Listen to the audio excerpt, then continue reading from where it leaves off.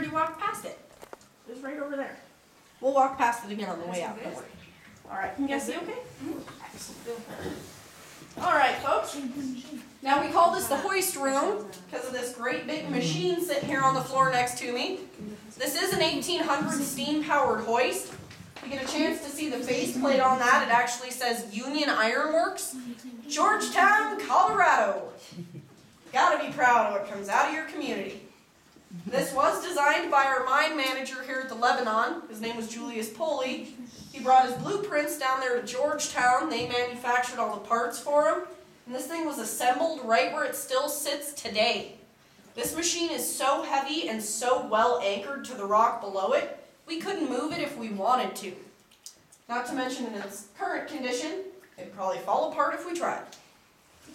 Now the bucket back there on the floor is the original hoist bucket. That's what these men would have been using to haul that very heavy lead silver ore they were mining here up and down between the levels.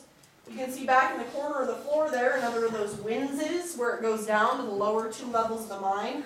That one is also completely full of water.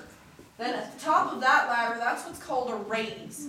That's where it goes up to the 4th, 5th, and 6th levels of this mine, which unfortunately for us did all collapse when they built I-70 in the 1960s.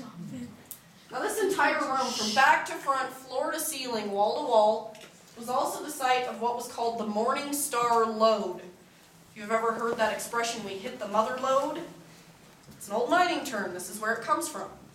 That Morning Star Lode was a part of the Morning Star vein, which actually ran through that lower tunnel and connected with the tunnels of the Everett mine, which is what makes them sister mines, just the fact that their tunnels connect underground like that.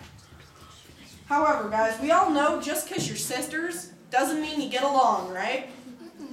Such is the case with these sister mines. Typically, if more than one mine hit the same vein, it would wind up in court. They'd spend years trying to figure out who rightfully got claim to it. And in the meantime, what's to stop your competition from drilling up under your feet, taking it out while you're sitting in court? Or just shooting you for it, which is actually what happened very often up here.